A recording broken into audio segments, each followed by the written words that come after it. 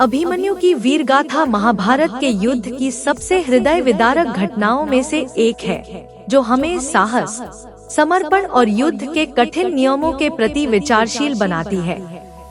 यह कहानी केवल युद्ध की रणनीति और चक्रव्यूह में फंसने की नहीं है, बल्कि यह एक युवा योद्धा की वीरता, उसकी धैर्य और उसके अटूट साहस की गाथा है। अभिमन्यु, जो महज 16 साल का था, एक ऐसा योद्धा था जिसने अपनी जान की परवाह न करते हुए युद्ध के मैदान में अपने कर्तव्य को निभाया। महाभारत के इस प्रसंग से हमें यह समझने का अवसर मिलता है कि युद्ध के मैदान में किस तरह के मानसिक और शारीरिक संघर्षों का सामना एक योद्धा को करना पड़ता है। जब अभिमन्यु ने चक्रव्यूह भेदन का संकल्प लिया, तो वह अपने पिता अर्जुन की अनुपस्थिति में पांडवों की रक्षा के लिए आगे बढ़ा। यह निर्णय केवल युद्ध कौशल का प्रदर्शन नहीं था, बल्कि पांडव सेना की उम्मीदों को जीवित रखने का भी एक महत्वपूर्ण कदम था। महाभारत के इस युद्ध में अभिमन्यु ने दिखा दिया कि किस तरह एक योद्धा को केवल हथियारों की आवश्यकता नहीं होती, बल्कि साहस, धैर्य और रणनीति भी उतनी ही महत्वपूर्ण होती है। चक्रव्यूह को महाभारत के समय की सबसे कठिन युद्ध रणनीतियों में से एक माना जाता था। इस व्यूह में प्रवेश करना उतना कठिन नहीं था जितना कि उससे बाहर निकलना। अभिमन्यु को चक्रव्यूह भेदन का ज्ञान तो था, लेकिन दुर्भाग्यवश वह उससे बाहर निकलने का तरीका नहीं जानता था। यह ज्ञान केवल उसके पिता अर्जुन को था, जो उस समय युद्ध के किसी और मोर्चे पर व्यस्त थे।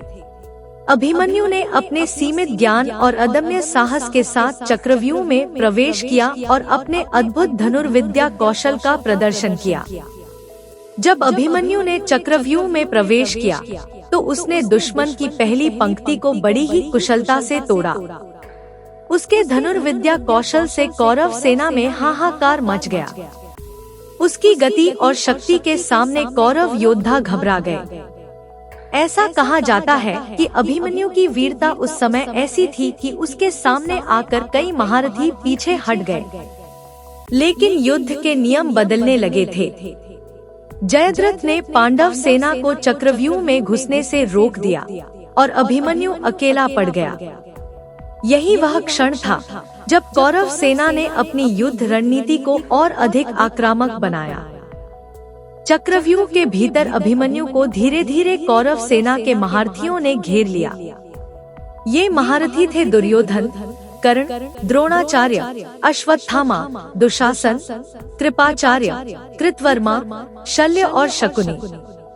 9 महारथियों का सामना करना किसी भी योद्धा के लिए कठिन होता, लेकिन अभिमन्यु ने हार नहीं मानी। उसने अपनी पूरी शक्ति और कौशल का उपयोग करते हुए हर वार का जवाब दिया। वह अकेला था, लेकिन उसकी इच्छा शक्ति अडिग थी। उसने अपनी अंतिम सांस तक लड़ने का संकल्प लिया था। अभिमन्यु के रथ के घोड़े मारे गए, उसका धनुष टूट गया और अंततः उसके पास केवल रथ का पहिया ही बचा। उसने उस पहिए को अपने ढाल के रूप में इस्तेमाल किया और दुश्मनों से मुकाबला किया। उसकी यह वीरता देखकर सभी चकित थे, लेकिन कौरवों ने उसे निहत्था पाकर भी उस पर वार किया। युद्ध के नियमों के अनुसार निहत्थे योद्धा पर हमला नहीं किया जाना चाहिए था, लेकिन अभिमन्यु के खिलाफ सारे नियम तोड़े गए। यह केवल एक योद्धा की हार नहीं थी, बल्कि युद्ध के आदर्शों और नियमों की भी हार थी। जब अभिमन्यु की मृत्यु का समाचार अर्जुन तक पहुंचा, तो वह अत्यधिक क्रोधित हुए। अपने पुत्र की इस प्रकार की मृत्यु ने अर्जुन के भीतर प्रतिशोध की ज्वाला जला दी। उन्होंने प्रतिज्ञा ली कि वे अगले दिन सूर्यास्त से पहले जयद्रथ का वध करेंगे, अन्यथा वे स्वयं आग में कूद जाएंगे। यह प्रतिज्ञा केवल व्यक्तिगत प्रतिशोध की नहीं थी, बल्कि एक पिता के दर्द और अपमान का भी प्रतीक थी। अभिमन्यु की मृत्यु ने महाभारत के युद्ध को एक निर्णायक मोड़ पर ला दिया, जहां व्यक्तिगत दुश्मनी और प्रतिशोध ने युद्ध की दिशा को बदल दिया। अभिमन्यु की मृत्यु ने पांडवों के मनोबल को क्षीण कर दिया लेकिन इसके साथ ही उसने उनके अंदर एक नई ऊर्जा और ज्वाला भी जगा दी।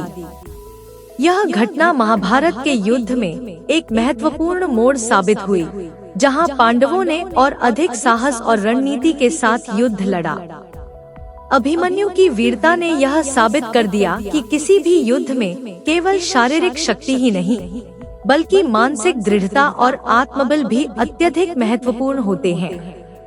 अभिमन्यु की कहानी से यह समझा जा सकता है कि युद्ध केवल हथियारों का खेल नहीं है, बल्कि यह मानवीय भावनाओं, संबंधों और नैतिकताओं का भी परीक्षण है। अभिमन्यु का बलिदान हमें यह सिखाता है कि जीवन में कठिनाइयाँ कितनी भी बड़ी क्यों न हो, हमें उनका सामना पूरे साहस और आत्मविश्वास के साथ करना चाहिए। भले ही अभिमन्यु को व्यूह से बाहर निकलने का ज्ञान नहीं था, लेकिन उसने अपनी क्षमताओं के आधार पर अपने कर्तव्यों का पालन किया। अभिमन्यु की कहानी हमें यह भी सिखाती है कि कभी कभी जीवन में परिस्थितियां हमारे नियंत्रण से बाहर होती हैं, लेकिन इसका यह अर्थ नहीं कि हमें हार माननी चाहिए। अभिमन्यु ने अपनी अंतिम सांस तक लड़ाई लड़ी और यही उसकी सबसे बड़ी ताकत थी। उसकी वीरता ने हमें यह सिखाया कि चाहे कितनी भी कठिनाई हो, हमें अपने उद्देश्य से विचलित नहीं होना चाहिए। अभिमन्यु की वीरता और बलिदान की कहानी आज भी हमें प्रेरित करती है। यह हमें बताती है कि साहस, धैर्य और निष्ठा किसी भी युद्ध या जीवन की चुनौती का सामना करने के लिए आवश्यक है। महाभारत का यह प्रसंग हमें सिखाता है कि जीवन में संघर्ष के समय भी हमें अपने कर्तव्यों का पालन करना चाहिए और किसी भी परिस्थिति में हार नहीं माननी चाहिए। अभिमन्यु का बलिदान हमेशा हमें यह याद दिलाता रहेगा कि जीवन में कितनी भी कठिनाइयां आएं, हमें साहस और संकल्प के साथ उनका सामना करना चाहिए।